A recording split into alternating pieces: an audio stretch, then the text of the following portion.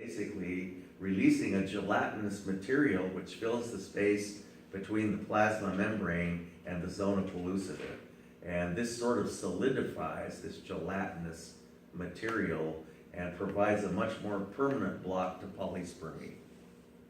Okay, this gelatinous material. And this is called the cortical reaction. So you can see these little cortical granules there, and you see that they degranulate, releasing a gelatinous substance that fills up this space in between the zona pellucida and the cell membrane, and preventing other sperm from entering. And here we actually see an electron micrograph showing the zona pellucida up here. There's the little space, and the arrows are pointing at these cortical granules. Okay, and when the membrane depolarizes, these little granules degranulate.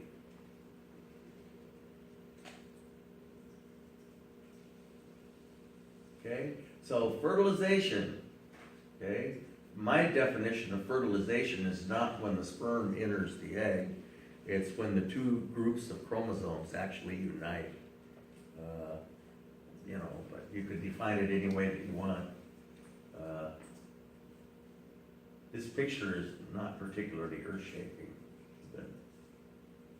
Okay, here we see a really nice microscope picture showing meiosis 2 has been completed in the female in the egg, and these are, you can't tell which group of chromosomes is which. These are the two little pronuclei.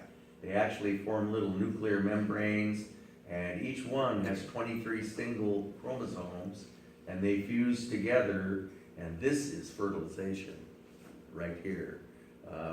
Each of these little pronuclei is haploid, and when they fuse together, you wind up with a diploid individual that's totally unique.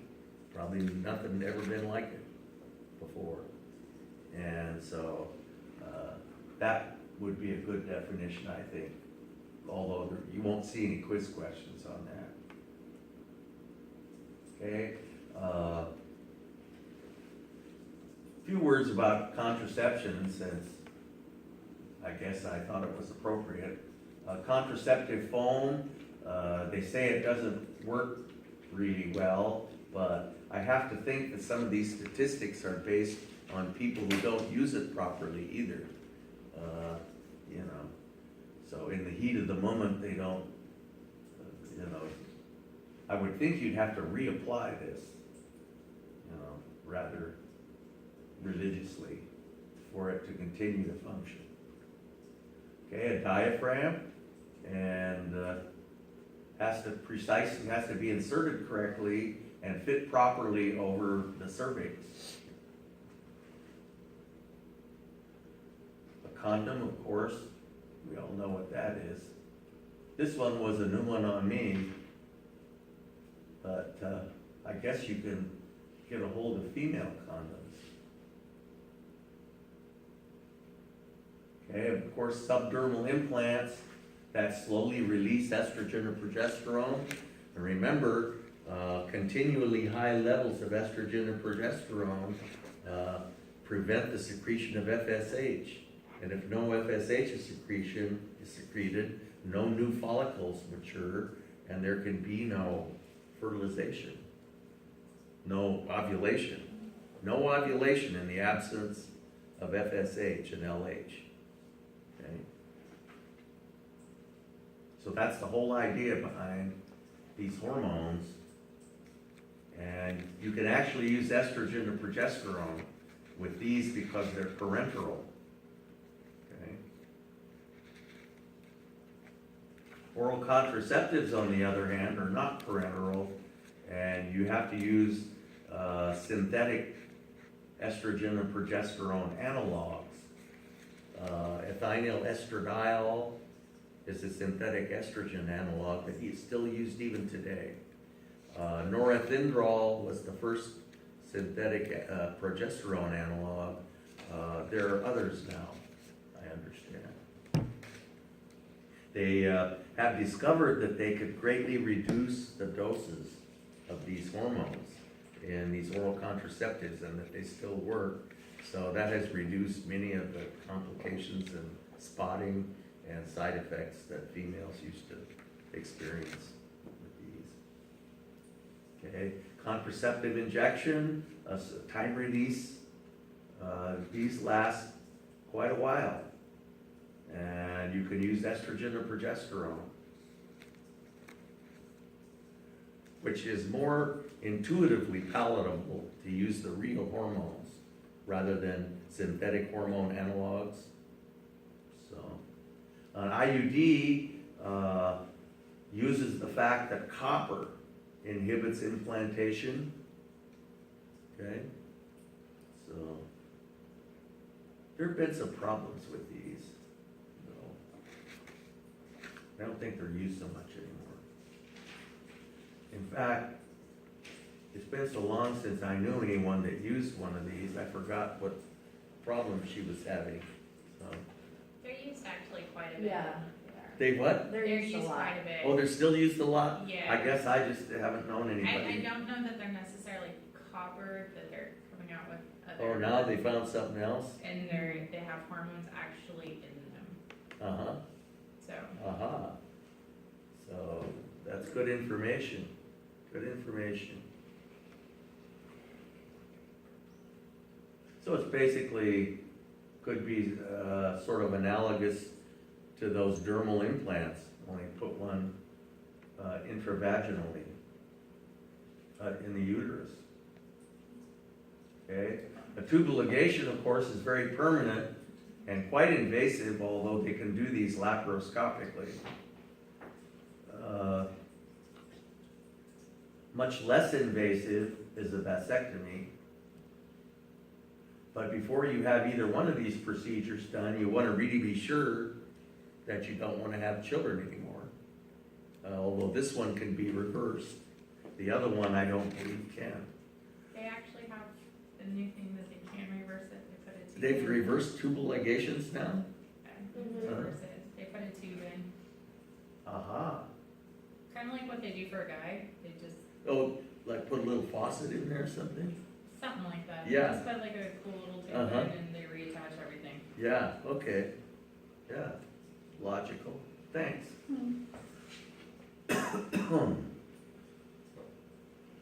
Okay, so that's accomplishing fertilization. For the remainder of the course, we're going to talk about human development. And we now have a zygote, a fertilized egg. Okay, so thanks for that information about contraception. That's good information. And I've always liked this picture because these people are obviously related. So, okay, the zygote, the single cell fertilized oocyte is called the zygote. If you think about it, this cell has to contain all the genes necessary to be any cell in the body. Okay, and which is true. So as this cell reproduces to further daughter cells, all the cells in our body possess all the genes to be any cell in the body. It's just which cells, which of the genes are expressed. Okay. The zygote, so there are really two issues. One issue is what genes you have, and that of course depends on who your parents were and what happened during gene shuffling in meiosis, and which sperm or egg you were lucky enough to get. Okay. But beside what genes you have, another issue is which ones are expressed. Okay? And during embryonic development, the turning off and turning on of genes is prodigious. I mean, it's just unbelievable. And it's significant to note that this first cell has a property that's very special. This first cell is totipotent. it has a pattern of gene expression that allows it to be capable of becoming any cell in the body. Obviously, it's capable of becoming any cell in the body, isn't it? Okay? It's capable of differentiating into any cell in the body. And so, a simpler way of saying it is just to say that it's undifferentiated. But the word totipotent is a little more uptown. Okay? When they clone somebody from a single cell, they basically have to confer upon that cell totipotency. Maybe you heard of the experiment, and they rather know how to do this, even though you don't hear much about it these days because of ethical constraints. But a long time ago, seems like it was probably 20 years ago at least, when they took a sheep udder cell and converted it back to just one cell and converted it back to a sheep, a whole sheep. That sheep udder cell was only expressing the genes which are necessary to be a sheep udder cell. What they had to do to that cell was take it clear back to totipotency so it could go through all the stages of embryonic development that totipotent cells do. Okay? And the way that they accidentally discovered how to do this is they took that cell, took the nucleus out of it, then they took a sheep egg and took the nucleus out of it, and they put the sheep udder nucleus into the sheep egg, and there are some factors, let's just say, some chemicals present in the cytoplasm of that egg that confer totipotency on the gene expression pattern of that sheep udder cell and take it back to totipotency. And they've done that more than once, and they've done it with more than sheep udder cells. And if they haven't done it with human cells somewhere, I would just be astounded. But you're not going to hear about it anytime soon, I don't think. Imagine if you all of a sudden found yourself in existence knowing that you were created by some, just for created using that method with not having any history. I mean, that kind of thing's important to humans. Having a history somehow. Everyone wants to know what their family tree is, or at least a lot of people do. And you'd have nothing. All you were you'd be there. So being cloned is the word that's applied to it, which I don't care for that word much. But that's what you do when you clone somebody. And they know how to do it. You bet they do. And they learned a long time ago how to do it by accident. I don't think they know what goes on when you take that nucleus and put it in that cytoplasm. I don't think they know what goes on, what factors are present that take that gene expression pattern back to totipotency. I don't think they know that, what's going on, although they'd like to know. So, anyway, enough of that. Okay, so this is not what you think it is. Okay, the cleavage is a fancy embryological word for the first few cell divisions. What we're going to be talking about here is sort of elementary embryology for a while. It's really fun stuff. Okay, the first few cell divisions. And we're done with meiosis. Okay, now everything that happens is mitosis. And remember, in mitosis, the chromosomes line up single file, and there's only one way you can line up single file. So when you pull the halves of the bow ties apart, you're going to wind up with two identical cells, okay, that are identical to the parent cell. The daughter cells will be genetically identical to the parent cells. That's not to say that their pattern of gene expression will be the same, okay, because they may differentiate somehow in the process. Okay, but we're talking about mitosis. And all of the first few cell divisions all occur inside the zona pellucida. And so the number of cells increases, but the size of the embryo does not. Okay? And in the first few cell divisions, the cells remain undifferentiated. So you could hypothetically go in there and pick those, and all that means that and all the cells are still totipotent. If all the cells still look the same, and if the entire organism seems to be somehow uniform, you can bet that the pattern of cell of gene expression in every cell is the same. Okay, and so these cells remain undifferentiated, and you could pick these cells apart, and every one of those would become an individual if you nurtured it correctly, I suppose. Oh, my goodness. And I don't know if anyone's ever, I don't want to know if anyone's ever tried that. Okay. Ultimately, you reach what's called the morula stage. The morula phase, and that's usually 64 cells. In the morula stage, this is the last stage where the cells are undifferentiated, where they have the same pattern of gene expression. Okay? Morula is the Latin word for berry. About this time, and then the cells start to differentiate. And the only thing that'll drive you nuts about embryology is that the names change. Every time something new happens, we change all the names. Okay? So now we call this new organism, we call it a blastocyst. And it's a very interesting structure. The cells have started to differentiate within the blastocyst, even though it's still contained inside the zona pellucida.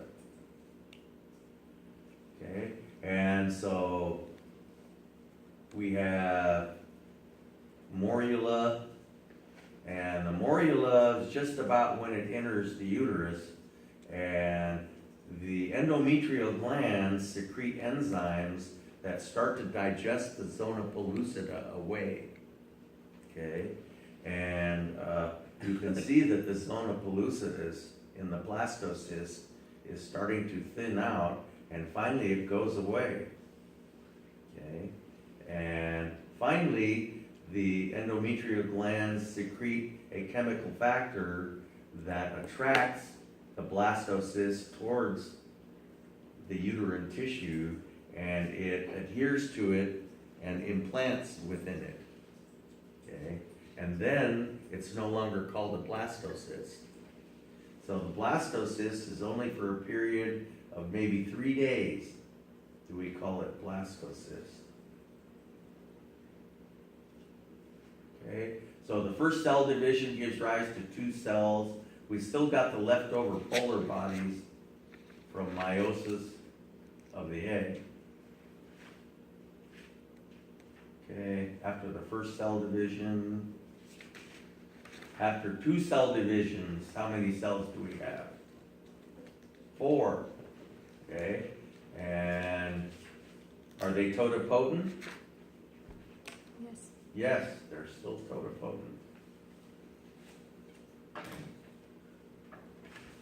After 3 cell divisions, how many do we have? 8.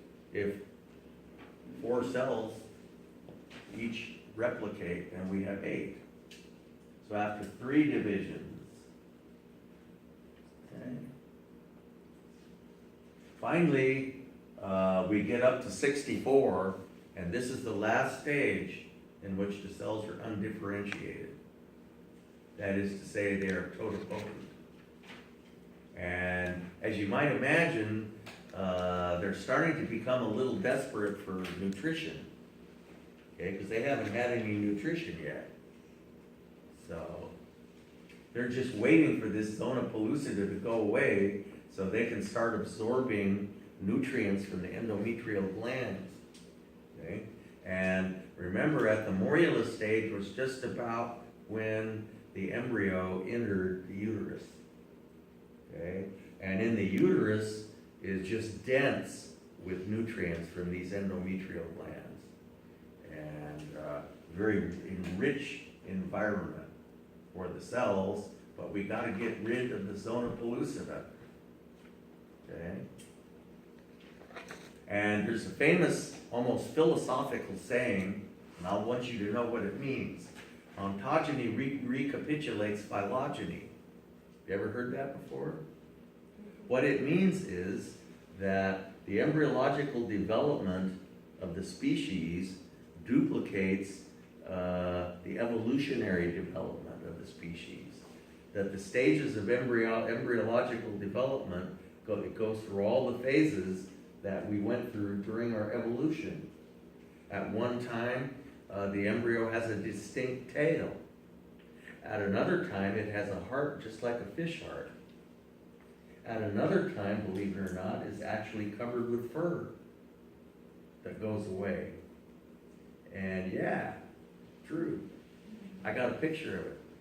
And so the stages of embryological development mimic the evolution of the species. So, ontogeny recapitulates phylogeny. You can go out and impress your friends. Okay, so this is the early blastocyst where we start to see two distinct structures now. And anytime you can see a difference between various parts of the embryo, you know that the cells have differentiated.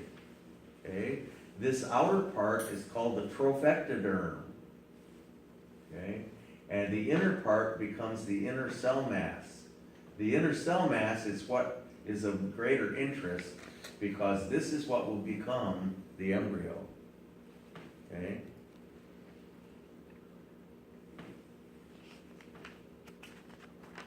So the blastocyst, cells have begun to differentiate. Not a very good picture. Here's a better picture. 107 cells. And you can see the trophectoderm here. And it looks like the zona pellucida has gone. Okay? And this is the inner cell mass.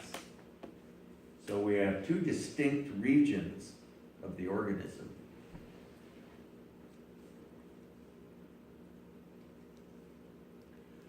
So these so-called stem cells that everyone wants come from the blastocyst, from that inner cell mass. And these cells, are they totipotent? No. But they still have a property called pluripotency. They aren't capable of becoming any cell in the body, but they're capable of becoming quite a few cells. Like one of the cells might be capable of becoming anything digested.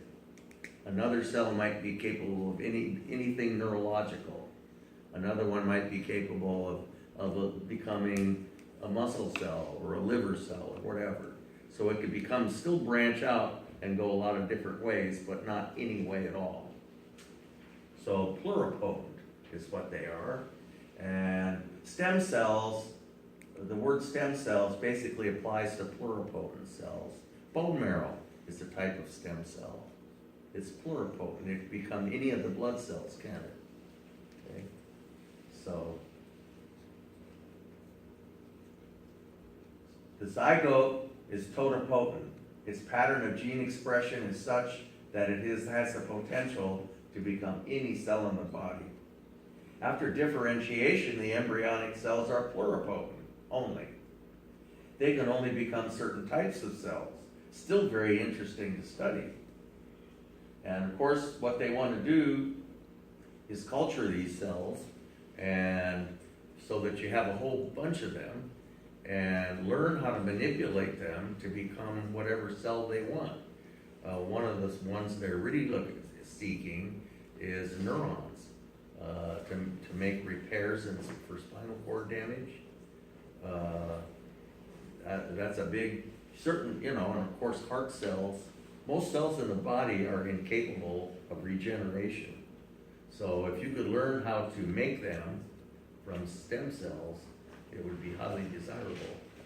But of course there are those folks there's a big ethical debate out there that I'm not even gonna go there. And,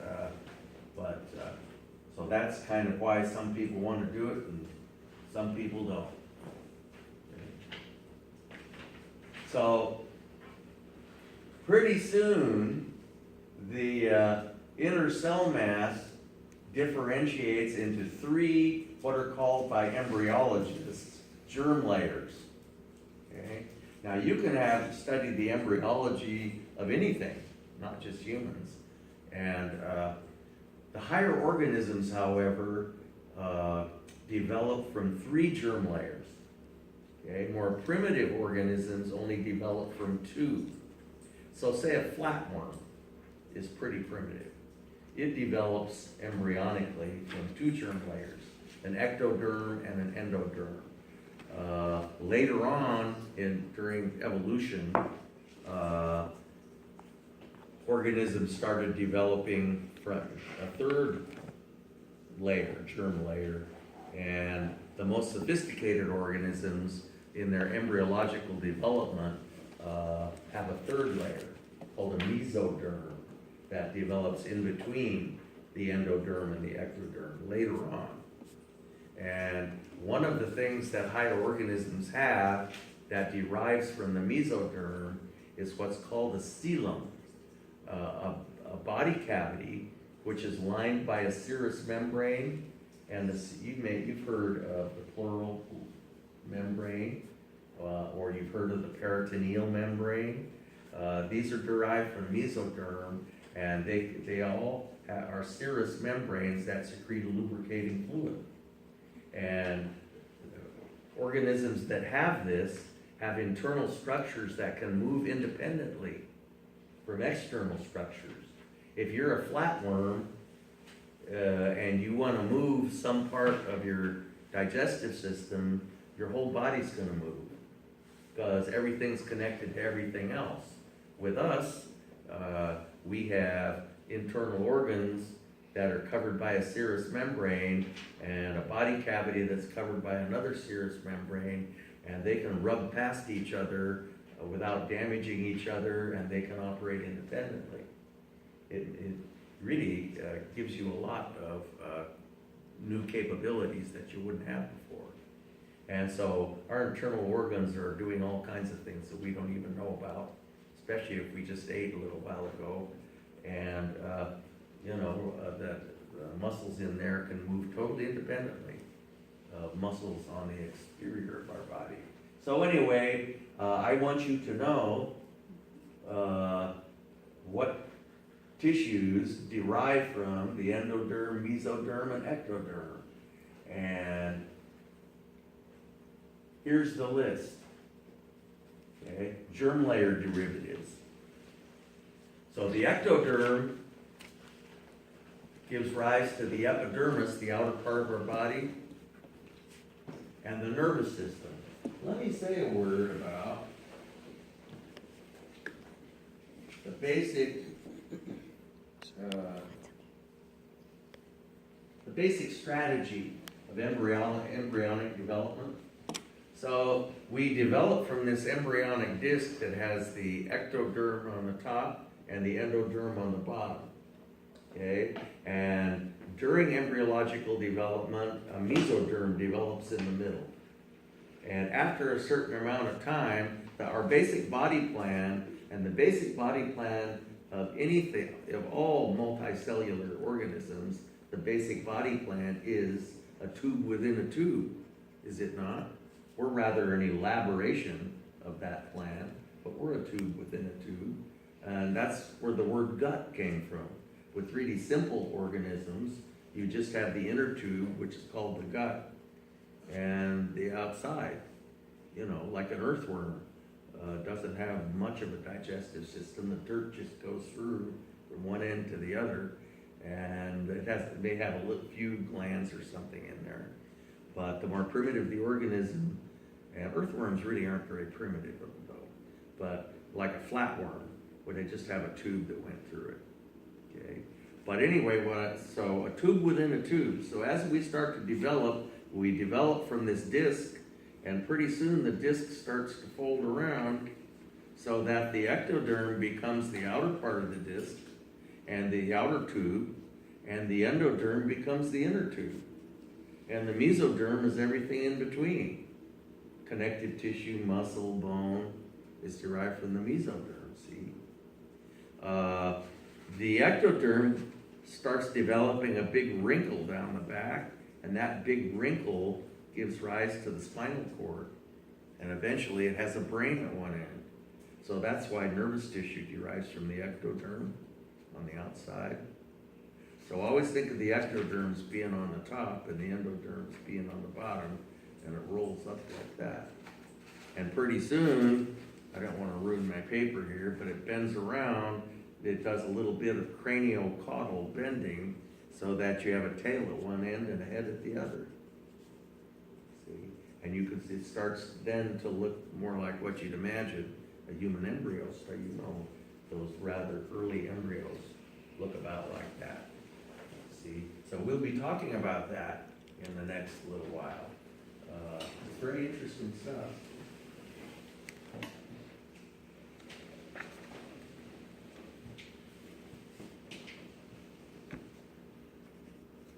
So the formation of the 3 germ layers is known as gastrulation. Very cool. Lots of cool words.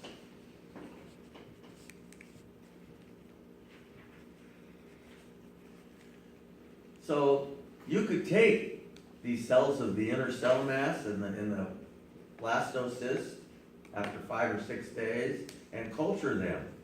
And that's what the people who want to do stem cell research, that's what they want to do. Culture them so you have a whole bunch of them and then experiment with them and learn how to manipulate them. Okay? And learn how to turn them into different kinds of cells. Seems to me it'd be smarter to wait until gastrulation occurs so that they've already done some differentiating for you. You know. But depends on your strategy, I guess. But anyway, not much of that going on right now. The blastocyst enters the uterus, okay, and undergoes a process known as hatching. Hatching is just when enzymes secreted by the endometrial glands digest the zona pellucida. And this, of course, before this organism can implant or before it can grow any larger, you got to get rid of that zona pellucida, which served an important protective function, but we don't need it anymore. Okay? When the blastocyst enters the uterus, chemical agents secreted by the endometrial glands begin to digest the zona pellucida. That's called hatching. Hatching concludes at the late blastocyst stage. So now it's time to talk about implant